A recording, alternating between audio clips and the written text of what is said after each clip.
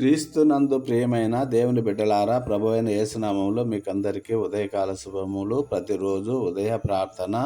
పరిశుద్ధుడా, సర్వశక్తిమంతుడా, ప్రేమగల తండ్రి, ఈ ఉదయకాలాన నీ దివ్య సన్నిధిలోకి వస్తున్నాము.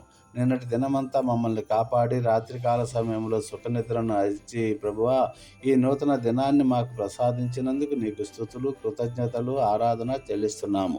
యెహోవాయే నా ఆశ్రయము, నా కోట, నేను నమ్మదగిన నా సహాయకుడు అని కీర్తనల గ్రంథం 91:2 అని వాక్యం సెలవిస్తుంది. అవును తండ్రి, నీవే మా ఆశ్రయము, నీవే మా కోట. నీవు చేసిన ప్రతి మేలును బట్టి, నీ నిత్యమైన ప్రేమను బట్టి నీ నామమునకు ఘనత కలుగునుగాక. ఆమేన్. ప్రభువా, మా కుటుంబాలను నీ పాదముల చెంత ఉంచుతున్నాము. ప్రత్యేకంగా మా పిల్లల కొరకు ప్రార్థిస్తున్నాం. వారిని సాతాను శోధనల నుండి, దుష్టశక్తుల ప్రభావము నుండి విడిపించుము నాయన. వారికి జ్ఞానాన్ని, తెలివితేటలను, మంచి మనసును ప్రసాదించండి. పిల్లలను నా దగ్గరికి రానివ్వండి, వారిదే పరలోక రాజ్యం అని చెప్పిన దేవా, నీకు స్తోత్రములు. అవును తండ్రి, మా పిల్లలు నీకు మహిమకరంగా జీవించే బిడ్డలుగా ఎదగడానికి సహాయపడండి. ప్రభువా, రైతుల కొరకు ప్రత్యేకంగా ప్రార్థిస్తున్నాము. వారి శ్రమను నీవు చూస్తున్నావు. వారికి మంచి దిగుబడులను ప్రసాదించండి. సరైన వర్షాలు కురిపించి సకాలంలో పంటలు పండటానికి సహాయపడండి. వారి కష్టానికి తగిన ప్రతిఫలాన్ని వారికి దయచేయం ప్రభువా.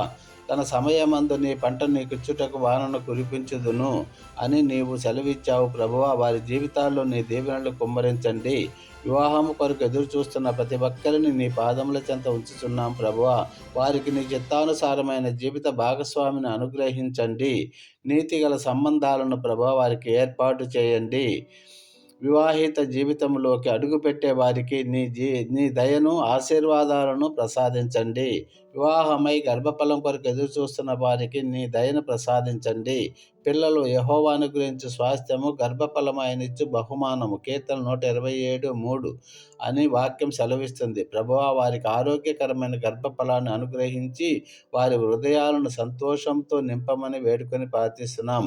గర్భఫలం పొందుకొని అయినా ఉన్నటువంటి స్త్రీలను మీరు జ్ఞాపకం చేసుకొని, గర్భంలో పెరుగుతున్న శిశువు అన్ని విధాల ఎదిగి చక్కటి కాన్పును ప్రభు వారికి దయచేయమని వేడుకొని ప్రార్థిస్తున్నాం. ఉద్యోగాలు లేని వారికి, ఉద్యోగాల్లో కష్టపడుతున్న వారికి నీ సహాయాన్ని ప్రసాదించండి. నీ చేతుల పనిని నేను ఆశీర్వదిస్తాను అని నీవు సెలవిచ్చావు ప్రభువా. వారికి మంచి ఉద్యోగాలను ఆశీర్వదించండి, అనుగ్రహించండి. ఇప్పటికే ఉద్యోగాల్లో ఉన్న వారికి ప్రమోషన్లు, ఉన్నత స్థానాలు దయచేసి వారి పనులలో నీ దీవెనలు కుమ్మరించండి. ఆర్థిక ఇబ్బందుల్లో ఉన్న ప్రతి ఒక్కరి కొరకు ప్రార్థిస్తున్నాం. వారి అప్పుల నుండి విముక్తి ప్రసాదించండి. వారికి జ్ఞానమును ఇచ్చి వారి ఆర్థిక విషయాలను చక్కగా నిర్వహించడానికి సహాయపడండి. నా దేవుడు తన ఐశ్వర్యం చొప్పున క్రీస్తు యేసునందు మహిమలో మీ ప్రతి అవసరాన్ని తీర్చును.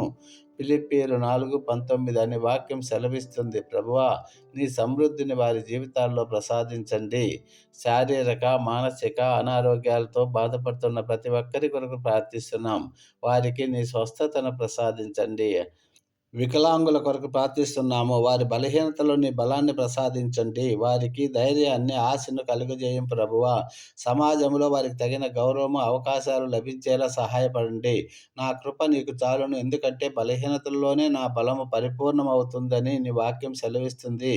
వారికి నిత్యము తోడుగా ఉండి వారి అవసరాలను తీర్చండి. ఈరోజు మేము బయటికి వెళ్ళినప్పుడు నీ కృప, నీ రక్షణ మాతో ఉండనివ్వండి. మా మాటల్లో, మా ఆలోచనలో, మా క్రియల్లో నీకు మహిమ కలుగునుగాక. ప్రతి కీడు నుండి, అపాయం నుండి, శోధన నుండి మమ్మల్ని విడిపించండి.